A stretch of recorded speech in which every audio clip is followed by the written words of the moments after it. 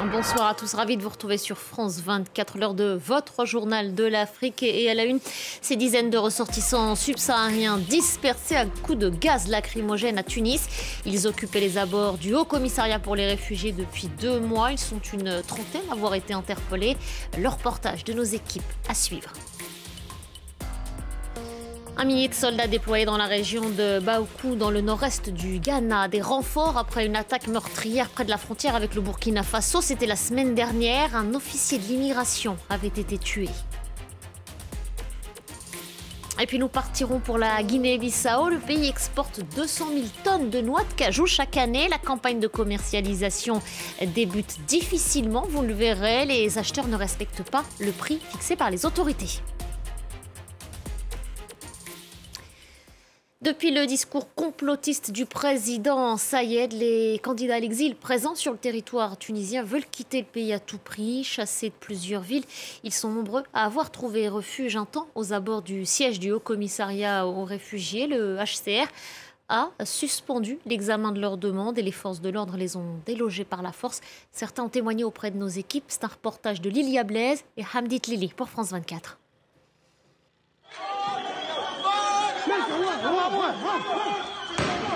Dans cette vidéo amateur, filmée mardi 11 avril par un migrant guinéen, des hommes, des femmes et des enfants sont dispersés à coups de gaz lacrymogène par la police, laquelle les a sommés de quitter les abords du Haut Commissariat des Nations Unies. Le lendemain, nous retrouvons dans un autre campement des femmes qui s'y sont réfugiées après les incidents de la veille. Aoudia, originaire du Darfour, ne sait plus où aller. On n'en peut plus, on vit dans la rue affamés. Et en plus, la police vient nous chasser après le sit-in. Selon un communiqué du ministère de l'Intérieur tunisien, ces événements se sont déroulés après une plainte du Haut Commissariat des Nations Unies, en cause une tentative d'intrusion de migrants dans les locaux de l'organisation. Les autorités tunisiennes parlent aussi de casse et de dégâts sur des voitures aux alentours. Nasra Yéménite a dû évacuer les lieux avec ses 6 enfants. Vous croyez que l'on veut rester ici? On demande tous à être évacués vers un autre pays. Personne ne veut rester.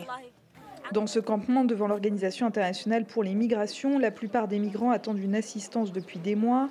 Nous y avions rencontré en février dernier Mohamed, qui dormait ici avec ses frères, chassé de son logement après les propos polémiques du président Kais Saied sur les migrants subsahariens. C'est dur quand même, il faut être seulement courageux. Aujourd'hui, sa situation n'a guère changé. Il est toujours dans la même précarité. Parce que c'est le mois de Ramadan, moi-même je n'arrive pas à jeûner. Parce que tout l'endroit est sale, on ne vit pas dans les bonnes conditions. Pour l'ONG tunisienne, le Forum des droits économiques et sociaux, les derniers incidents risquent d'envenimer la situation auprès de l'opinion publique. Ce n'est pas seulement les images publiées par le ministère de l'Intérieur ou bien par des médias tunisiens, juste des voitures des citoyens tunisiens cassées. D'accord qu'on est solidaire avec ces gens-là, mais on ne va pas utiliser ces images pour prendre de nouveau le discours discriminatoire et raciste contre les réfugiés, les migrants. L'OIM et l'UNHCR ne répondent que par communiqué, sans donner d'informations sur les raisons de ces sit-ins prolongés devant leurs locaux. Et à noter ce nouveau naufrage en Méditerranée, plusieurs dizaines de personnes avaient pris place à bord d'une embarcation de fortune en partance pour l'Europe. Mais encore une fois, le voyage a pris fin en Méditerranée. 10 corps sans vie ont été repêchés au large de Sfax en Tunisie. Toutes les victimes étaient originaires d'Afrique subsaharienne. Selon le porte-parole de la garde nationale, 72 passagers ont pu être secourus. Dans l'actualité de ce jeudi, également la chute de Tidermen au Mali. Selon plusieurs témoins sur place, l'État islamique au Grand Sahel a pris le contrôle de cette localité. Les civils qui l'ont pu ont fui vers Ménaka, c'est environ 80 km de là. Explication de Serge Daniel. Il est notre correspondant dans la région, correspondant de France 24 et RFI. Tidermen est le nom d'une localité malienne située dans la région de Ménaka, au nord, dans une région qui a une frontière avec le Niger. Alors, depuis ce mercredi, l'État islamique au Grand Sahel est maître de la localité de cette ville importante. Elle a pris la place d'un autre groupe rival qui s'appelle le JNIM, qui est affilié à Al-Qaïda au Maghreb islamique. Alors, selon les témoins, les habitants ont été obligés de quitter la localité, baluchon sur la tête, mais précipitamment pour se rendre dans une autre localité, Ménaka, située à 90 km de Tidermen, qui est la capitale de la région. C'est un peu la panique au niveau des populations, mais de l'autre côté, beaucoup d'interrogations à partir du moment où aujourd'hui l'État islamique au Grand Sahel qui a fait allégeance à Daesh, contrôle une bonne partie de la région de Ménaka. Que va-t-il se passer? Est-ce que l'État islamique sera tenté de se rendre ou d'étendre ses tentacules vers le Niger voisin ou vers le sud de Ménaka ou encore vers le nord-est du Mali? Des questions que beaucoup se posent. Je vous le disais dans les titres, le déploiement d'1 millier d'hommes dans la région de Baokou, dans le nord-est du Ghana. Des soldats envoyés en renfort après une attaque meurtrière près de la frontière avec le Burkina Faso. C'était la semaine dernière. Un officier de l'immigration a été tué. On compte aussi 2 blessés. La correspondance d'Ange Noménio.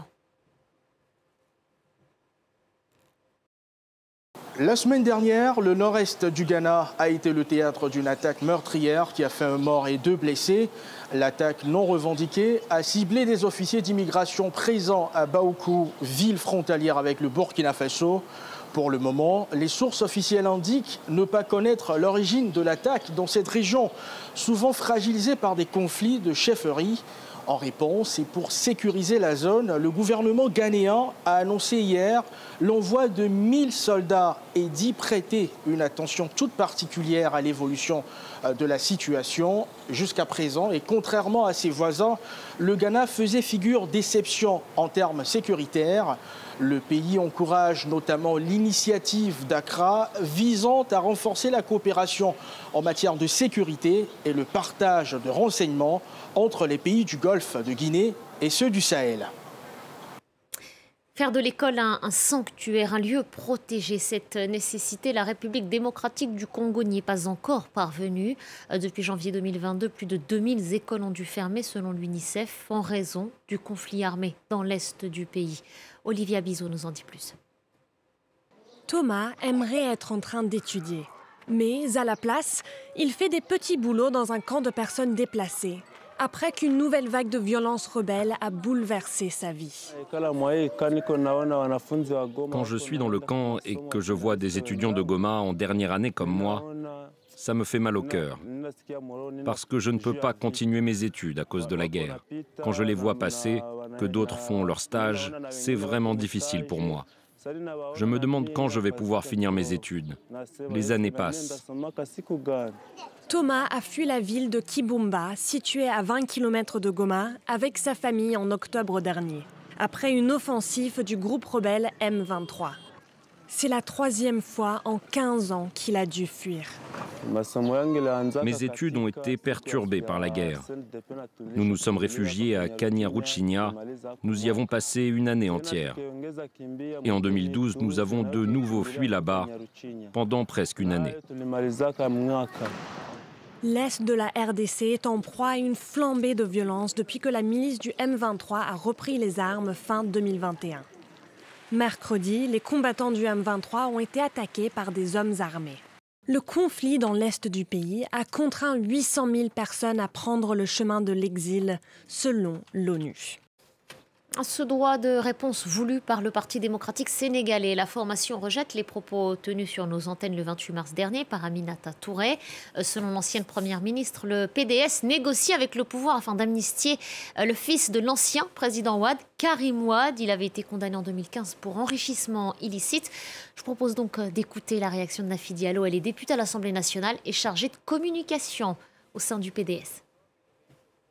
Le culot de Mme Aminata Touré est ahurissant.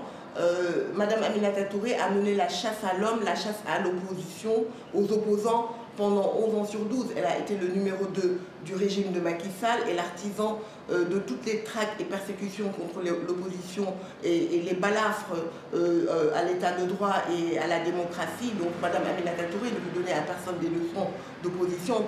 Pendant ce temps, le PDS, moi en tout cas depuis 12 ans, on est dans l'opposition depuis 2012. Et nous nous opposons au régime du président Macky Sall. Madame la néo-opposante se permet de donner des leçons et de parler de deal. Non, non, non, il n'y a pas de deal entre le PDS et le régime actuel. C'est l'un des fruits à coque les plus prisés du continent et au-delà. La noix de cajou. La Guinée en exporte 200 000 tonnes chaque année. La campagne de commercialisation a d'ailleurs officiellement débuté. Mais les acheteurs ne respectent pas le prix fixé par les autorités. La correspondance d'Aleniero Mbalo avec les images d'Ali Mbalo.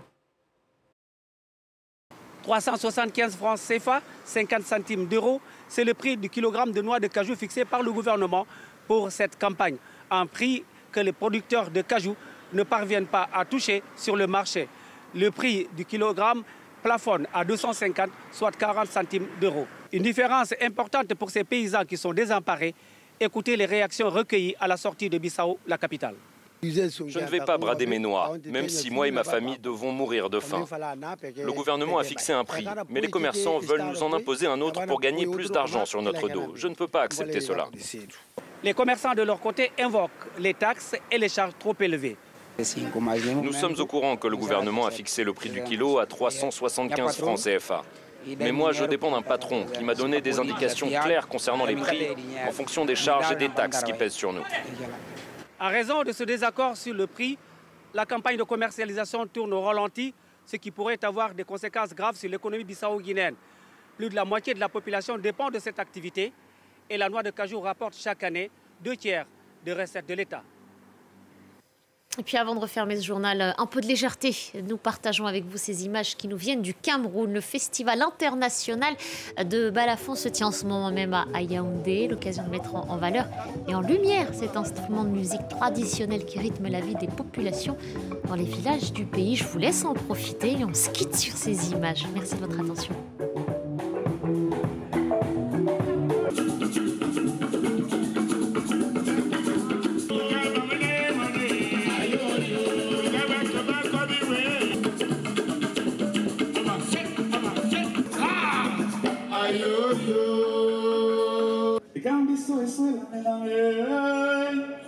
Dis-nous,